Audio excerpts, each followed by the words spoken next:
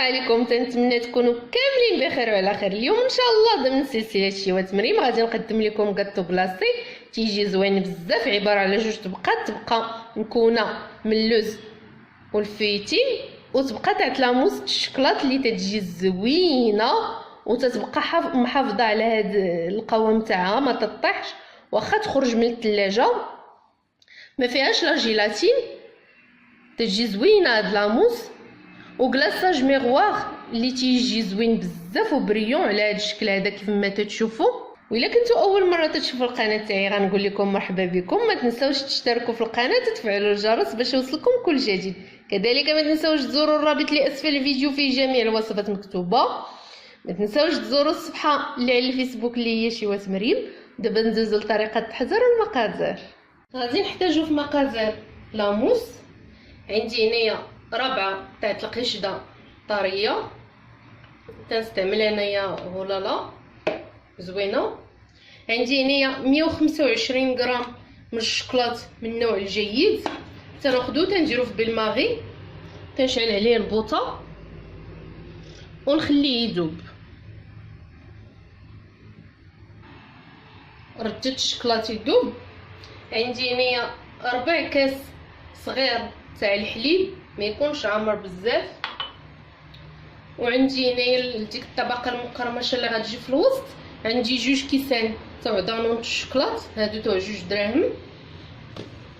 الا ما كانوش متوفرين ممكن ديروا الشوكولات العادي تذوبوه وتجمعوا به الطبقه هادي. عندي هنايا 100 غرام تاع اللوز مطحون، ما مطحونش مزيان منيل، مخليه غير شويه مهرمش على هذا الشكل هذا. وعندي هنايا 2 معالق حتى 3 المعالق تاع الفيتين. الفيتين هو هذا تيتباع عند المحلات التجاريه اللي تيبيعوا المستلزمات تاع الحلويات. دابا غادي ندوز نطلع هاد لا كريم هادي اللي عندي،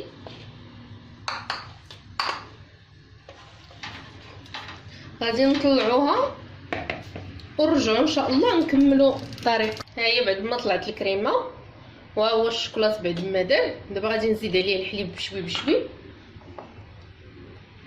وحنا تنحركو حتى يولي هذا الخليط هذا مملس وبريون. الا ما كانش عندكم الشوكولا غيش درتو الشوكولات العادي، غادي تزيدوا عليه معلقه تاع الكاكاو المور باش يخرج هذاك النكهه تاع الشوكولات.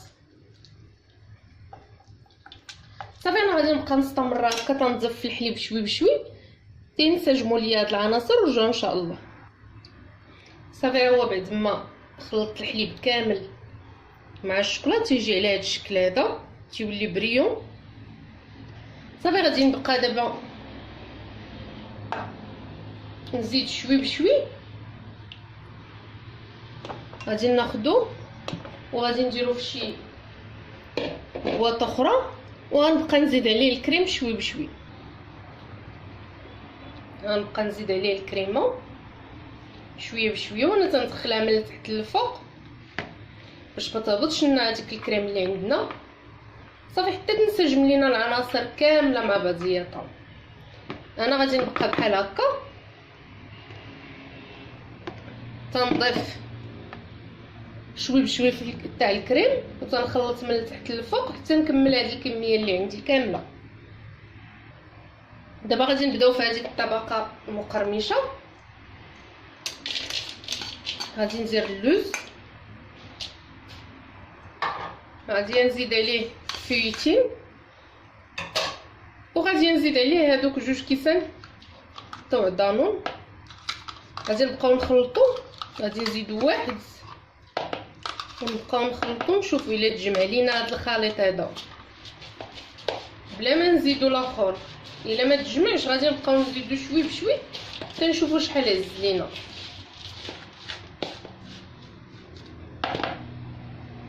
ما نزيدوش كامل باش ما يجراش لينا هذا الخليط هذا.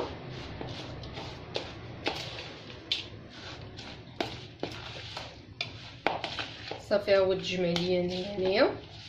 ممكن تزيدوا شي كيكه الا عندكم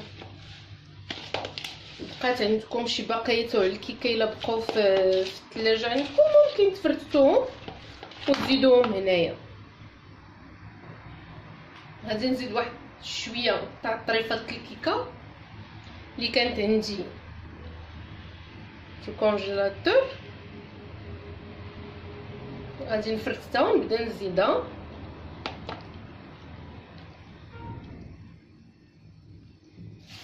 تعطي واحد المذاق زوين.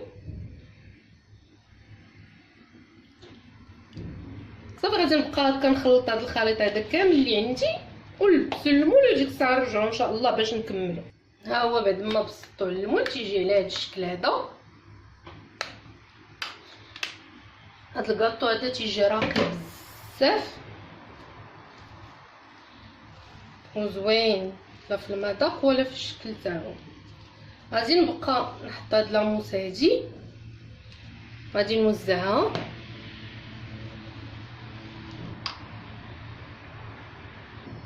بعد ما وزعت تقريبا نص الكميه.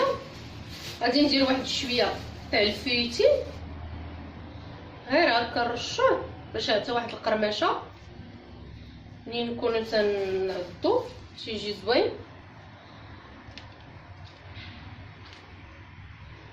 على هاد الشكل هذا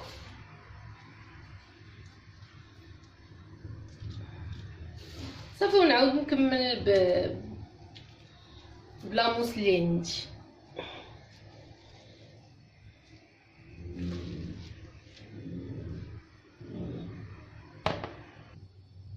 صافي دابا غادي نحاول نقاد ليه لوجه تاعو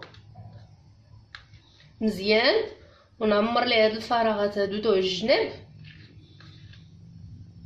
باش يجي مقاد. صافي ندخلوه للمجمد ليله كامله اولا على قليله 6 سوايع عاد نخرجوه ان شاء الله وندوزو نوريكم الكلاصاج اللي غنصايبوا ليه باش غنغلفوه. وإلا ما بغيتوش ديروا الكلاصاج غتكتفيو فقط برشيشه تاع الكاكاو المر من الفوق وتزينوه بوريدة الشوكولات اولا الشوكولات في هذوك القوالب تاع الصابلي تيجي زوين. دابا غادي نكملو انا وغادي ندخلو المجمد ونتلاقاو ان شاء الله مع المقادير الكلاصاج. دابا غادي ندوزو المقادير الكلاصاج. عندنا فيهم 4 تاع الوراق تاع لا جيلاتين، عندنا 150 غرام تاع الجليكوز، عندنا 150 غرام تاع الشوكولات ابيض، عندي هنايا 100 غرام تاع الحليب المركز المحلى،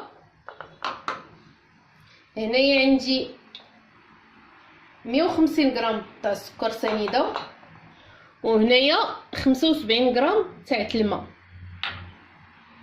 وعندي ملون على حسب الرغبه تاعكم. انا غادي ندير موف. غادي نبداو دابا باول حاجه غادي نديرو سنيده في الكاسرونه نزيدو عليها الماء ونزيدو عليها الجليكوز ونشعلو عليهم البوطه.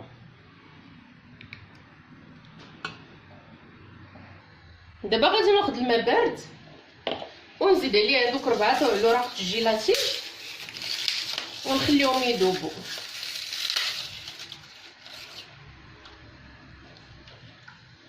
صافي نحطوهم على جنب نخليهم يذوبوا. هنايا هذا الخليط نبقاو نحركوه حتى يذوب لينا كامل وتنسجموا هاد العناصر هادي. صافي هو بعد ما دابا داك الخليط كامل انسجم مع بعضياتو دابا غادي نحيدهم فوق البوطه وغادي نزيد عليه هاد لا جيلاتين. انا عصرها من الماء مزيان وغادي نزيدوها على هاد الخليط هذا ونحركو حتى تذوب لينا مزيان وتنسجم معاه. بعد ما ذابت لا جيلاتين غادي نضيف الشوكولات على الخليط وهو سخون. صافي ما باقيش نردو فوق البوطه نخليه هنا يذوب ليا مع التحريك المستمر. دابا غادي نزيد هذاك الملون حتى هو الملون على حسب الرغبه نتوما تاعكم. دابا غادي نزيدو الحليب المركز المحلى،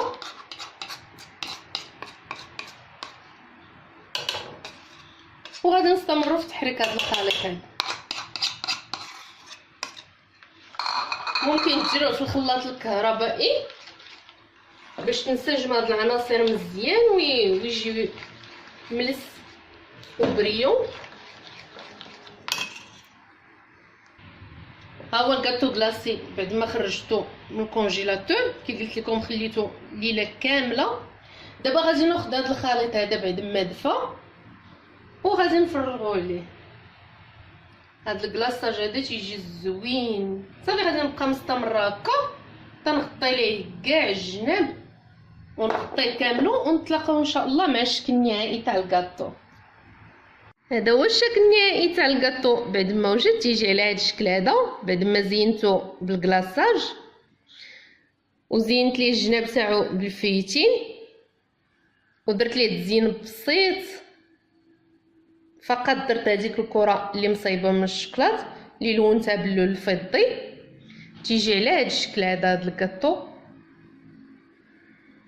تنتمنى تجربوه وينال الاعجاب ديالكم. ما تنساوش تبارطاجيو الفيديو مع الاصدقاء تاعكم باش تكبر القناه وتعم الفائده على الجميع. كذلك ما تنساوش تزوروا الرابط اللي اسفل الفيديو فيه جميع الوصفات مكتوبه.